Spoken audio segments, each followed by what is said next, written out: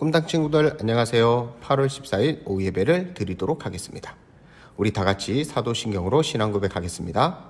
전능하사 천지를 만드신 하나님 아버지를 내가 믿사오며 그 외아들 우리 주 예수 그리스도를 믿사오니 이는 성령으로 잉태하사 동정녀 마리아에게 나시고 본디오 빌라도에게 고난을 받으사 십자가에 못 박혀 죽으시고 장사한 지 사흘 만에 죽은 자 가운데서 다시 살아나시며 하늘에 오르사 전능하신 하나님 우편에 앉아 계시다가 저리로서 산자와 죽은 자를 심판하러 오시리라.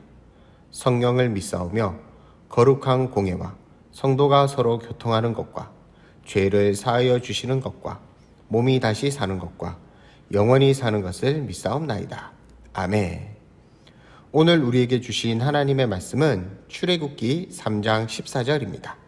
출애굽기 3장 14절 말씀입니다. 우리 말씀을 함께 읽도록 하겠습니다. 시작. 하나님이 모세에게 이르시되 나는 스스로 있는 자니이라. 또 이르시되 너는 이스라엘 자손에게 이같이 이르기를 스스로 있는 자가 나를 너희에게 보내셨다 하라. 아멘. 오늘의 설교 제목은 단 하나뿐인 이름, 단 하나뿐인 이름입니다. 꿈땅 친구들, 여러분은 나와 똑같은 이름을 가진 사람을 만난 적이 있나요?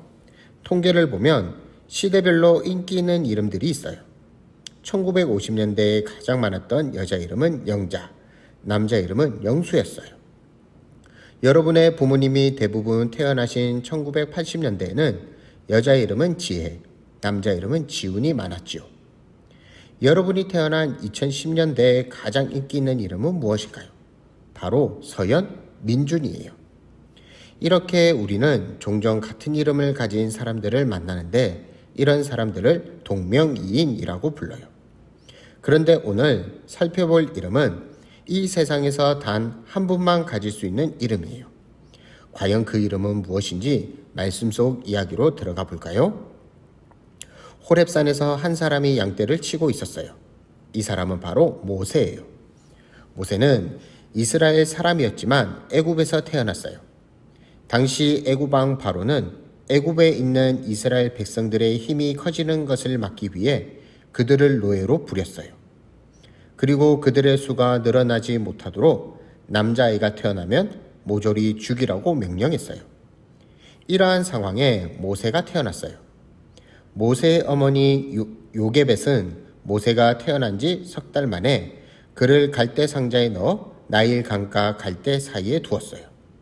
그때 애굽 왕 바로의 공주가 그 갈대 상자를 발견했고 모세를 자신의 아들로 삼았기 때문에 모세는 애굽 왕자로 자랐어요. 그러던 어느 날 40세가 된 모세는 이스라엘 백성을 몹시 괴롭히는 애굽 사람을 죽이고 말았어요. 이 일로 모세는 바로를 피해 미디안으로 도망쳤고 그곳에서 결혼해 양을 치며 살게 된 거예요. 여느 때와 같이 양을 치던 어느 날 모세 앞에 믿을 수 없는 광경이 펼쳐졌어요. 한 떨기나무에 불이 붙었는데 다가가 보니 그 나무는 전혀 타지 않고 있었어요. 모세가 떨기나무로 다가가자 떨기나무 가운데서 누군가의 목소리가 들려왔어요. 모세야, 모세야. 바로 하나님의 목소리였어요. 하나님께서는 모세에게 가까이 오지 말고 거룩한 땅에서 신을 벗으라고 명령했어요. 모세는 두려워하며 신을 벗고 하나님 앞에 엎드렸지요. 하나님께서 모세에게 말씀하셨어요. 내가 애굽에 있는 나의 백성의 고통과 부르짖음을 들었다. 이제 그들을 애굽의 손에서 건져 젖과 꿀이 흐르는 땅으로 데려가겠다. 내가 너를 바로에게 보내 내 백성 이스라엘 자손을 애굽으로 인도할 것이다. 하나님의 말씀을 들은 모세는 두려워하며 거절했어요. 하나님, 제가 무엇이기에 이스라엘 백성들을 애굽에서 인도해 내겠습니까? 저는 할 수 없습니다. 그러나 하나님께서는 모세와 반드시 함께 하겠다고 말씀하시며 이스라엘 백성들을 애굽에서 이끌고 나오라고 명령하셨어요. 이때 모세가 하나님께 질문했어요. 제가 이스라엘 자손에게 가서 하나님이 나를 너희에게 보내셨다고 말할 때 그들이 하나님의 이름을 묻는다면 뭐라고 대답해야 합니까? 모세는 왜 갑자기 하나님의 이름을 물었을까요? 당시에는 이름이 가진 의미가 아주 컸어요. 이름 안에 그 사람의 신분, 성격, 능력 등이 나타나 있었기 때문이지요. 모세는 이스라엘 백성들에게 하나님께서 어떤 분인지 알리기 위해 하나님의 이름을 여쭈었어요. 그러자 하나님께서 말씀하셨어요. 나는 스스로 있는 자이다. 그리고 이스라엘 백성에게 스스로 있는 자가 나를 너희에게 보내셨다고 전하게 하셨어요. 하나님의 이름은 스스로 있는 자예요. 성경에서 많이 나오는 여호와의 뜻이 바로 스스로 있는 자이지요. 이것은 아주 놀라운 이름이에요. 이 세상 무엇도 스스로 존재할 수 없기 때문이에요. 우리 친구들도 어느 날 갑자기 이 세상에 뿅 하고 생겨나지 않았어요. 부모님이 낳아주셨지요. 동물이나 곤충들도 어미로부터 탄생하고 여러 식물과 열매들도 작은 씨앗에서 태어나요. 생명이 없는 물건, 건물 등은 당연히 사람의 손으로 만들어진 것들이죠.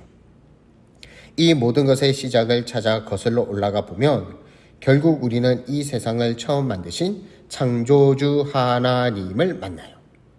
하나님 외에 이 세상의 모든 것은 스스로 있게 된 것이 아무것도 없다는 것이지요. 그렇다면 하나님께서는 어떤가요? 하나님은 세상에서 유일하게 스스로 있는 분이에요. 이것은 저절로 생겨났다라는 뜻이 아니에요. 하나님께서는 영원부터 영원까지 언제나 계셨어요. 누구에게나 시작과 끝이 있지만 스스로 계시는 하나님께서는 끝도 없고 시작도 없어요. 우리는 시간 안에 살아가고 있기 때문에 스스로 계시는 하나님에 대해서 완벽하게 이해할 수는 없어요. 그러나 하나님께서는 시간을 뛰어넘어 계시는 분이라는 것을 믿을 수 있어요. 꿈땅 친구들, 스스로 계신 분, 여호와라는 이름은 세상에서 오직 한 분, 하나님만 가질 수 있어요. 여호와 하나님의 이름은 어제도, 오늘도, 내일도, 영원부터 영원까지 가장 높고 빛나죠. 우리가 할 일은 오직 여호와 하나님을 예배하고 찬양하며 영광 돌리는 거예요. 단 하나뿐인 이름, 스스로 계신 하나님만 온 세상 가운데 높아지기를 바라면 하나님을 예배하고 하나님을 찬양하는 우리 꿈땅 친구들이 되길 바랍니다. 기도하겠습니다. 하나님 아버지 감사합니다. 스스로 있는 자, 하나님의 이름을 배웠습니다.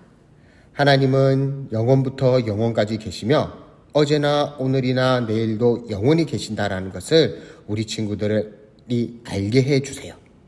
그 하나님만을 믿고 그 하나님을 예배하고 찬양하고 영광 돌리는 우리 친구들이 되게 해주세요. 그 하나님을 절대적으로 신뢰하고 믿는 우리 친구들이 되어 이번 한 주도 그 하나님과 함께하는 꿈땅 친구들 되길 바랍니다. 이번 한 주도 하나님과 함께해 주실 줄 믿사옵고 예수님의 이름으로 기도합니다. 아멘.